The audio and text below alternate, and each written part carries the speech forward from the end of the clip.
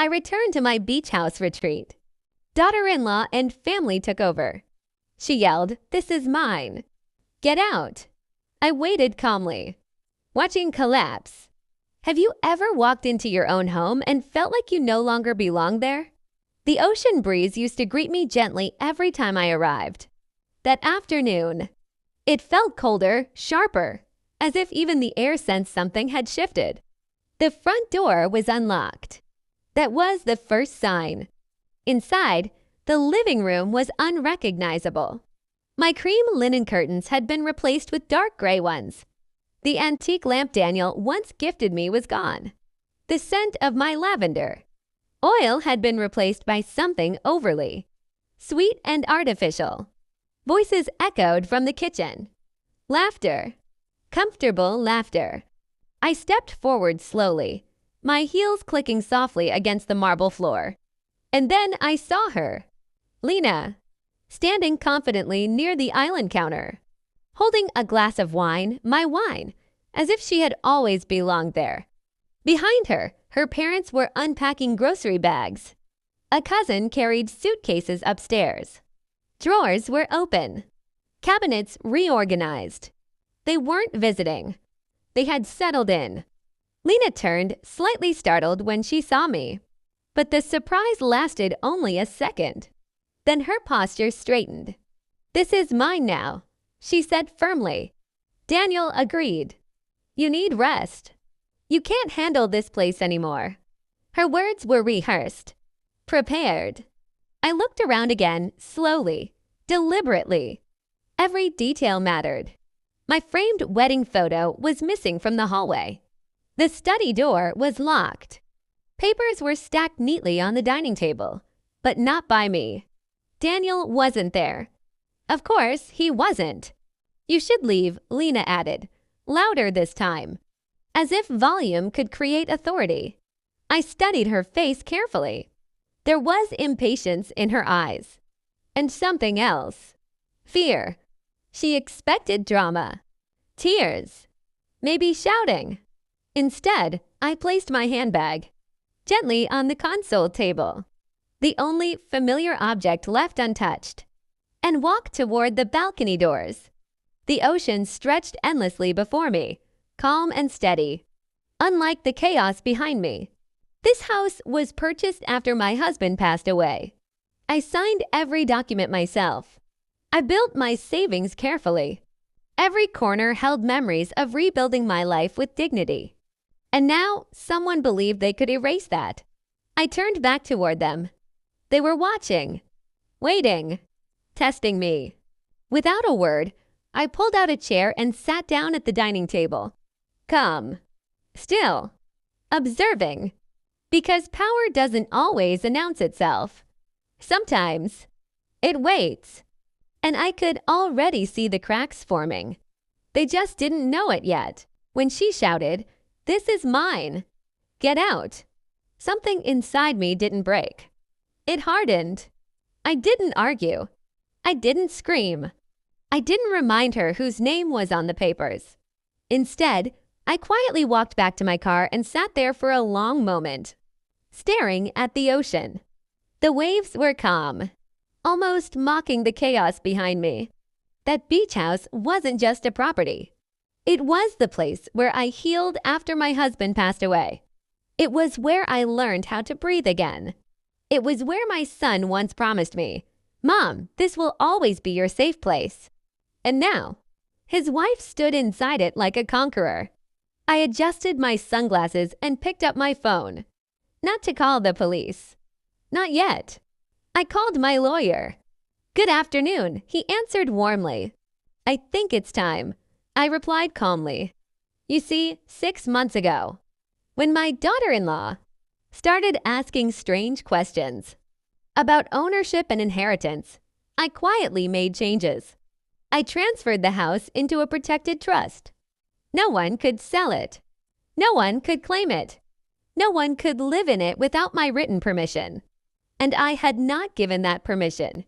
While she was busy redecorating my living room and throwing out my old furniture, she had no idea she was living in a house that legally wasn't hers and never would be.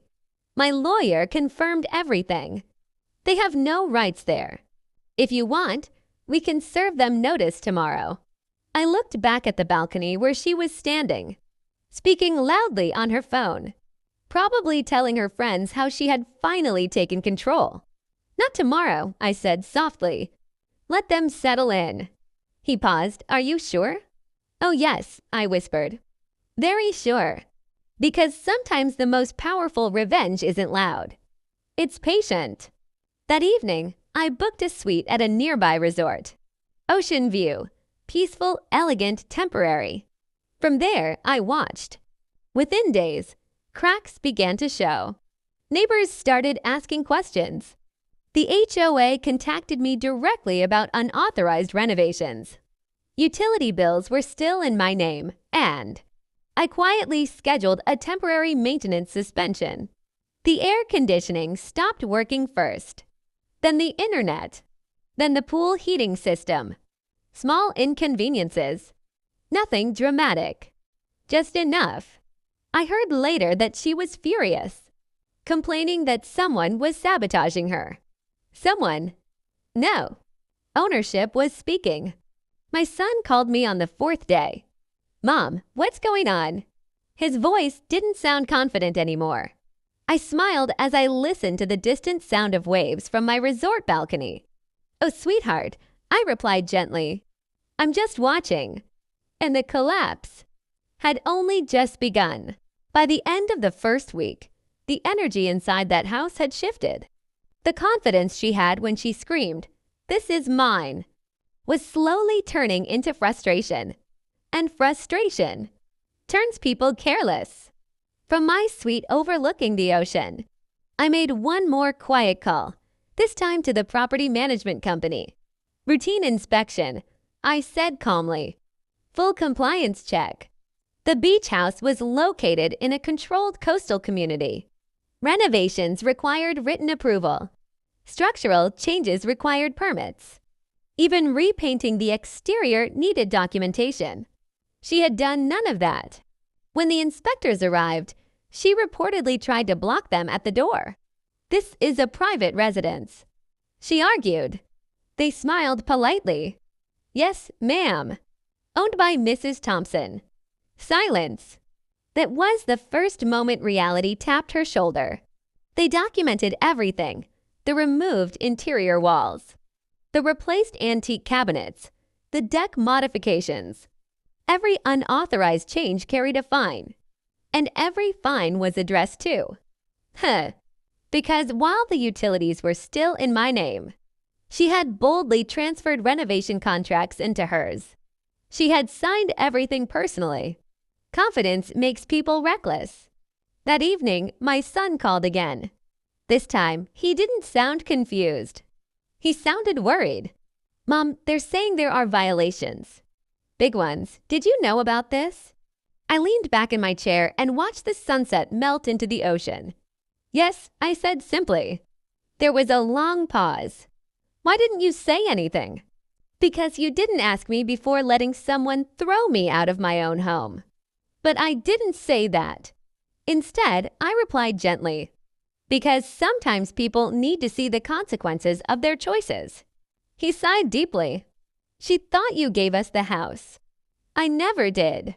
That truth landed heavily between us. The next morning, a certified letter arrived at the beach house. Formal notice. Unauthorized occupancy. 30 days to vacate. She called me immediately. For the first time, her voice wasn't loud. It was shaking. You did this on purpose. I stirred my tea slowly. No, I corrected. You did. You're trying to ruin us.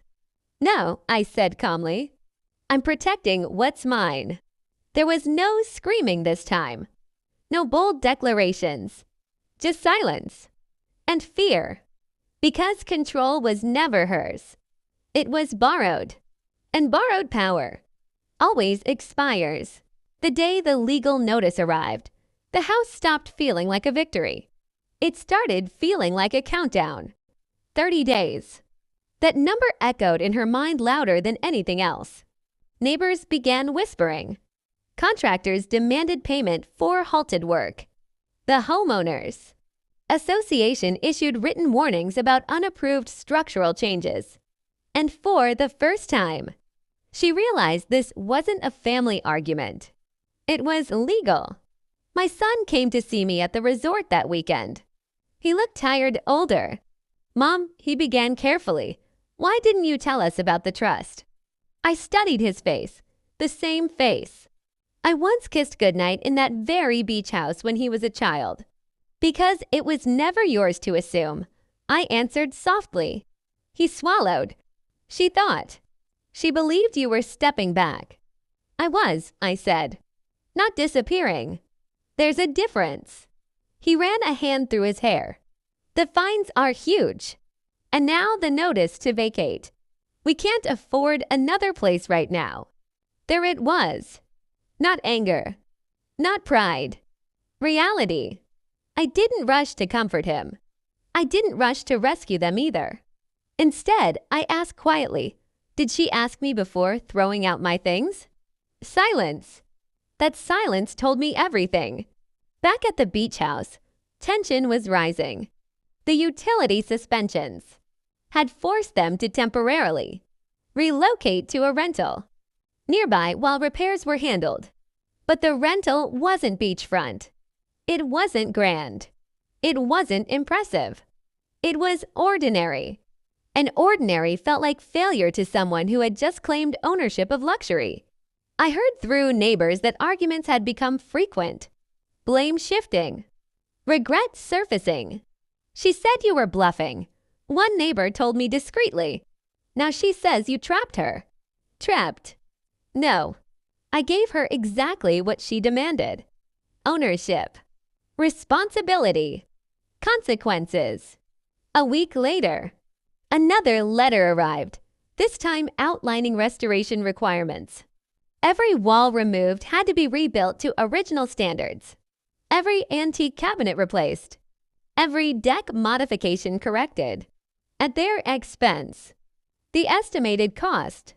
Enough to make anyone's voice tremble. That evening, my daughter-in-law came to see me. Not at the house. At the resort. She stood in the lobby. No designer sunglasses this time. No triumphant posture. Just tension. "You're enjoying this," she accused quietly. I looked at her for a long moment. "No," I replied. "I'm watching you learn." Her jaw tightened. "You could have just told us. You could have just asked." Another silence. Heavy, humbling. For the first time since she screamed at me, she had no dramatic words left. Because the illusion had shattered. And when illusions fall, pride usually falls with them. But the collapse, it wasn't finished yet. 30 days sound long. Until it starts shrinking. 23 days left. That's when panic truly began. The contractors had stopped answering her calls. The renovation company demanded full payment before restoring anything to its original condition. The HOA fines were compounding daily. And the restoration estimate, it wasn't just expensive, it was devastating. She had assumed confidence would protect her. But confidence doesn't replace paperwork. Meanwhile, I did nothing dramatic. No social media posts, no family meetings, no public humiliation. Silence is heavier than shouting. My son started calling more frequently. Not to argue, not to defend her, but to negotiate. "Mom, what if we fix everything ourselves?" "You can't," I replied calmly. The restoration must match original architectural plans. Plans she had never bothered to look at. The antique cabinets she threw out. Custom imported oak. The wall she removed. Load-bearing. The extended deck. Coastal permit violation. Every bold decision now carries a price tag. And pride makes people delay the inevitable. Instead of apologizing, she tried one more move. She contacted a realtor. She thought maybe she could pressure me by listing the house, implying partial control. The listing lasted less than 48 hours.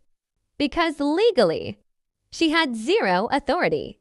When the realtor discovered the trust documentation, the listing disappeared. Quietly, that was the moment she understood something terrifying. This wasn't a battle she could. When it wasn't emotional, it wasn't dramatic, it was structured, carefully prepared. 6 months ago, when she began hinting that it's time for the older generation to let go, I smiled, and I had secured everything, not because I wanted war, but because I saw ambition in her eyes. And ambition without respect becomes entitlement. On day 18, she finally broke. She came to the resort again, not dressed to impress, not ready to accuse. She looked exhausted. "We can't afford this," she admitted quietly. I didn't rush to respond. For the first time, she wasn't demanding ownership. She was acknowledging the consequences. "You embarrassed me," she whispered. In front of everyone, I tilted my head slightly. "You threw me out of my own home." Tears formed in her eyes, not dramatic ones, controlled ones. The kind people cry when pride finally cracks. "I thought you were weak." There it was, the truth. I leaned forward. "Calm isn't a weakness," I said softly. "It's control." The final inspection notice arrived 3 days later. If the property wasn't vacated and restoration initiated within 10 days, legal eviction procedures would begin, along with additional penalties. That letter ended the illusion completely. Now the house didn't feel like a trophy. It felt like a burden. My son called that night. "Mom, we're moving out." No anger. No defense. Just defeat. I closed my eyes for a moment, listening to the ocean outside my balcony. "I'll schedule the final walkthrough," I replied gently. And just like that, the woman who once stood on my balcony shouting, "This is mine," was packing boxes. Carefully. Quietly. Because borrowed power always feels permanent until the owner decides to reclaim it, and I was done watching now. It was time to return. The day we set the final walkthrough was the day everything changed. From the resort, I watched as movers arrived at the beach. House boxes, furniture carefully wrapped. Her expression was tense, controlled, but her eyes betrayed panic.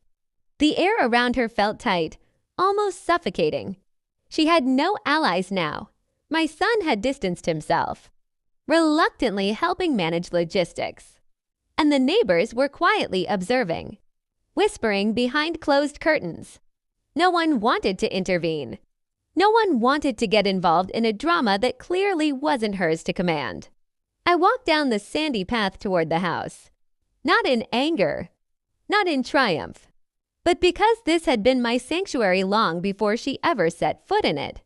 The ocean breeze brushed my face, soothing yet sharp, like the clarity that had been absent for months. Every step felt deliberate, every movement calculated. I didn't want chaos. I wanted justice in its purest form, natural consequences, subtle yet undeniable. When I arrived, she flinched at my presence. It wasn't fear of me. It was fear of reality. For months, she had thrived on illusion, believing she could bend truth, ownership, and authority to her will. And now the illusion is gone. The trust, the legal notices, the halted renovations. All of it came together like an unyielding tide she couldn't stop. I didn't speak immediately. I let her struggle with silence. Boxers were packed in neat rows, movers wheeling them away as though she were erasing the past she had attempted to claim. I glanced around the house. The antique cabinets she had discarded, the walls she tore down, every corner spoke of her impatience, her audacity, and ultimately, her recklessness. And yet, this was mine. Always had been. Always would be. "Mom," my son's voice came softly from the living room. He had aged in these past weeks, worry and tension visible in the lines of his face. We didn't think you'd handle it like this." I smiled, not to gloat, not to mock, but to reassure. "Handle what, dear?" I simply let reality speak. Reality, that one word carried more weight than any confrontation. No shouting. No revenge speech. No dramatic declaration. Just consequences executed quietly, patiently, deliberately. The daughter-in-law tried one last time. "You're enjoying this, aren't you?" Her tone was defensive, but there was an edge of desperation, of realization that the tide had turned. "No," I replied softly. "I'm not enjoying it. I'm watching the truth unfold." She froze, understanding perhaps for the first time that empowerment doesn't always scream. It waits, observes, and moves when the moment is right. Throughout the day, I moved from room to room, reclaiming the space without confrontation. Photographs returned to their shelves. Furniture arranged exactly where it had been before the chaos. Every detail mattered. Every memory is preserved. The house was mine again, intact, unshaken, and full of quiet victory. I had not yelled. I had not shamed her in public. I had simply been clever, calm, and unwavering. Her mistakes, her assumptions, and her impulsive arrogance had delivered her own lesson. I thought about the months prior, the legal preparation, the patience, the planning. All of it had been necessary. Every small action, every pause, every observation had contributed to this moment. This was the subtle strength of wisdom, knowing when to act, when to wait, and when to simply let life do its work. As the last box was carried away, she looked at me with something between resentment and reluctant respect. I nodded slightly, acknowledging the lesson without words. Power isn't loud. Power is calculated, intelligent, and unshakable. And mine had never been dependent on threats, yelling, or force. That evening, the house was silent, calm, mine. And finally, I allowed myself to feel it. Victory without malice. Justice without cruelty. And strength that came from patience and intelligence rather than anger. The ocean stretched before me, vast, unchanging, eternal. Just like the lesson learned, control is never given. It is earned, preserved, and reclaimed with courage, patience, and cleverness. And the cleverest part of all, she had done this to herself. Her own impatience, ambition, and disrespect created the cracks she fell into. I only walked through them quietly, deliberately, as she had unknowingly opened the door. The house was mine again. The trust, the peace, the legacy, all intact. And as I sipped my tea that evening, I realized the final truth. True empowerment comes not from anger, not from revenge, but from intelligence, patience, and unwavering composure. The storm had passed. The waves calmed, and I was home. Part 7, the calm after the storm. The days after the final walkthrough felt surreal. The beach house was quiet, almost reverent, as if it knew it had survived more than just the chaos of renovation or legal letters. It had survived hubris, impatience, and the arrogance of someone who thought ownership came without understanding or respect. Every corner, every antique shelf, every framed photograph whispered memories of a life preserved, a legacy unshaken. My daughter-in-law and her family had moved out completely, not with shouting or anger, but with a silent acknowledgement that their time had ended, that their assumptions had misled them. I never had to speak harshly. I didn't need to threaten, argue, or remind them of the trust. All the consequences unfolded naturally. Life had a way of ensuring justice when patience and intelligence were applied. I walked through the house slowly, touching familiar surfaces, remembering moments long past. The walls, the windows, even the deck felt alive again. I had reclaimed more than just property. I had reclaimed peace. For the first time in months, I could breathe without tension gnawing at my chest. The ocean outside mirrored my thoughts, steady, rhythmic, relentless. It reminded me that strength was not always loud. Sometimes it was calm. Sometimes it was quiet, observed, and deliberate. I sat on the balcony that evening, a cup of tea in hand, watching the sunset paint the sky in oranges and pinks. My mind wandered briefly to the people who had tried to claim what wasn't theirs. They had learned lessons in humility, in respect, in understanding the weight of choices.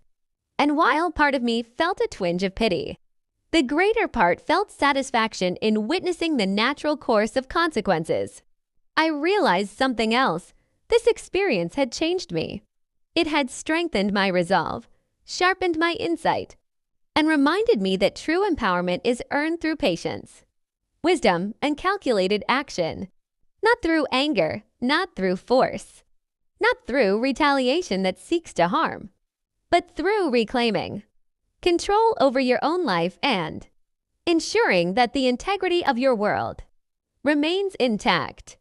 As the first stars appeared in the sky, I allowed myself a quiet smile. I didn't need to boast. I didn't need validation. The calm, the regained home, and the lessons learned were proof enough. My daughter-in-law would remember this for the rest of her life. Not because I shouted, but because she experienced the natural consequences of her choices. That night, as I locked the doors and drew the curtains, I whispered softly to myself, life always balances itself. Justice doesn't always scream.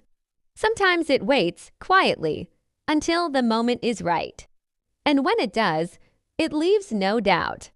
I stepped onto the balcony one last time before bed, the ocean's waves brushing softly against the shore, and felt a deep sense of closure. The storm had passed. Peace was restored. The house, the memories, and my dignity were intact.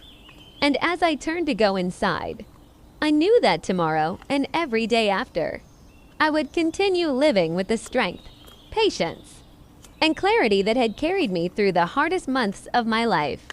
Until next time, see you in the next video.